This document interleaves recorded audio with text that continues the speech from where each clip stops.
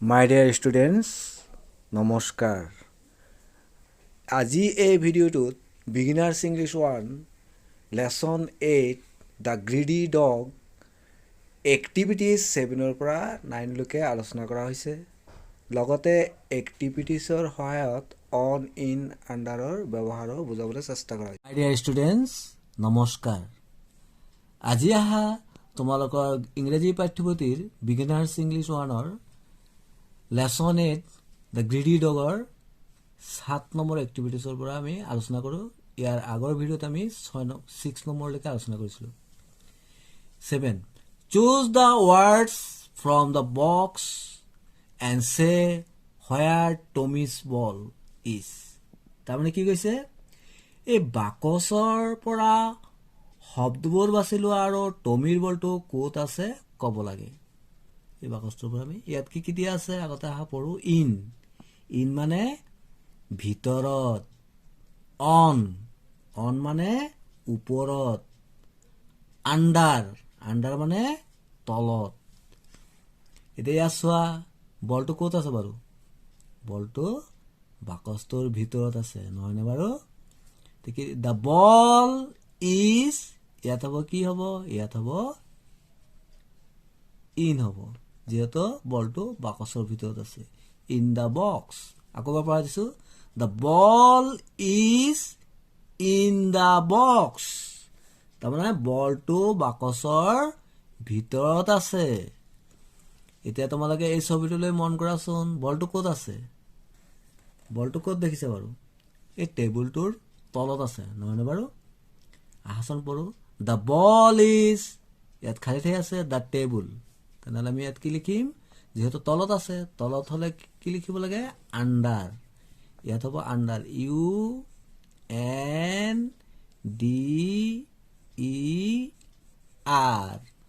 The ball is under the table. তাৰমানে বলটো এই মেজৰ তলত আছে। এতিয়া তোমালোকে এই ছবিটোলৈ মন কৰা, এতিয়া বলটো ক'ত আছে, টেবুলৰ ওপৰত আছে নহয়নে বাৰু। তেতিয়াহ'লে আমি কি লিখি, ইয়াত কি আছে চাওঁ, দ্য বল ইজ, ইয়াত খালী আছে দ্য টেবুল। এতিয়া আমি কি লিখিম তেনেহ'লে, যিহেতু মেজটোৰ ওপৰত আছে সেইকাৰণে আমি কি লিখিম, on. The ball is on the table. তাৰমানে বলটো মেজৰ ওপৰত আছে বা টেবুলৰ ওপৰত আছে। মৰমৰ ছাত্ৰ ছাত্ৰীসকল, এতিয়া আমি এটা এক্টিভিটিজ অৰ্থাৎ ক্ৰিয়াকলাপৰ সৈতে অন ইন আৰু আণ্ডাৰৰ ব্যৱহাৰ বুজিবলৈ চেষ্টা কৰোঁ। মৰমৰ ছাত্ৰ ছাত্ৰীসকল, এইটো এটা তোমালোকে কি দেখিছা বাৰু, এটা বাকচ নহয়নে বাৰু, এটা বাকচ। এইটো হ'ল এটা বল, ক'ত আছে বলটো, এতিয়া ক'ত আছে দেখিছানে তোমালোকে, বাকচটোৰ ভিতৰত আছে হয়নে। তেনেহ'লে আমি কি ক'ম, the ball is in the box, যিহেতু বাকচটোৰ ভিতৰত আছে। বুজি পালানে। মৰমৰ ছাত্ৰ ছাত্ৰীসকল, এতিয়া তোমালোকে চোৱাচোন বলটো ক'ত আছে বাৰু। তোমালোকে নিশ্চয় ধৰিব পাৰিলা, বলটো এতিয়া বাকচটোৰ ওপৰত আছে, বাকচটোৰ ওপৰত লাগি আছে হয়নে। তেনেহ'লে ক'ত আছে, অন হ'ব না। তেতিয়াহ'লে আমি কি লিখিম, the ball is on the box. তাৰমানে বলটো বাকচৰ ওপৰত আছে। মোৰ ছাত্ৰ ছাত্ৰীসকল, তোমালোকে কি দেখিছা বাৰু, এটা চেয়াৰ দেখিছা, চেয়াৰৰ তলত এটা ৱাটাৰ বটল আছে হয়নে। এই ৱাটাৰ বটলটো ক'ত আছে, তলত আছে, তাৰমানে আণ্ডাৰ। এতিয়া 8 নম্বৰ এক্টিভিটিজ লৈ 8 let's make many by adding S. তাৰমানে এছ যোগ কৰি বহু বচন লিখিব গৈছে। মেনি মানে বহু বচন, বেছি, এটাতকৈ বেছি। ইয়াত আছে ওৱান, ইয়াত আছে মেনি। ডাক, ডাক মানে হাঁহ, দেখিছেনে হাঁহটো। এতিয়া যদি এটা হাঁহ বা এজনী হাঁহ বুজায় তেতিয়াহ'লে আমি ডাক লিখিম। আৰু বেছি, ইয়াত বেছি হাঁহ দেখিছা, মেনি হ'লে কি লিখিম, ডাক্স। DUCKS, ducks. ডাকস মানে হাঁহবোৰ এটা আছে গাৰ্ল GIRL গাৰ্ল গাৰ্ল মানে ছোৱালী ইয়াত হ'ব যেহেতু বেছি ছোৱালী আছে গাৰ্লছ GIRLS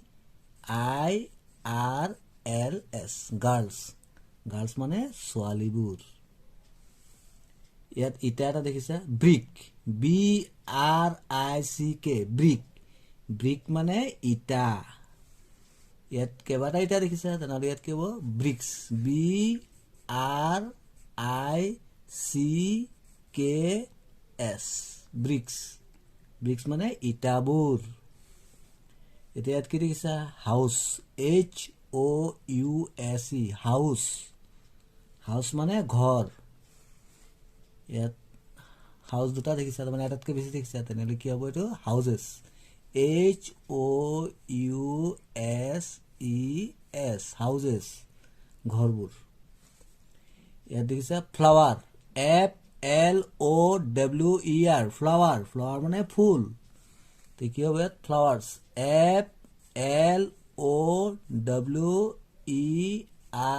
FLOWERS ফ্লাৱাৰ্ছ মানে ফুলবোৰ ইয়াত কি দিছে কেৰট এটা কেৰট CARROT কেৰট মানে গাজৰ ইয়াত কি হ'ব কেৰটছ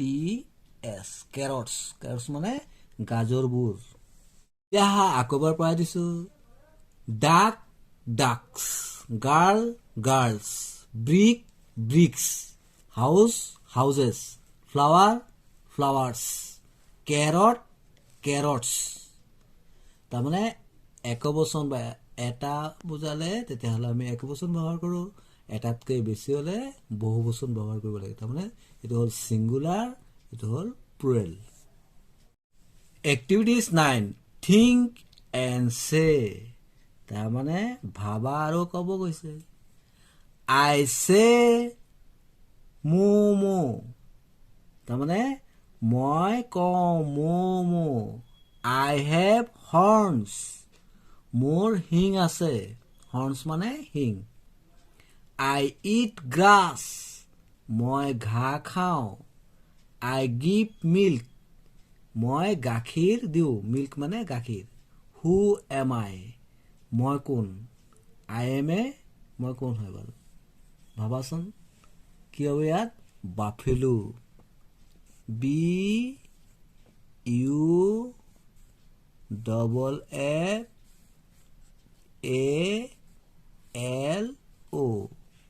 বাফেলো বাফেলো মানে মহ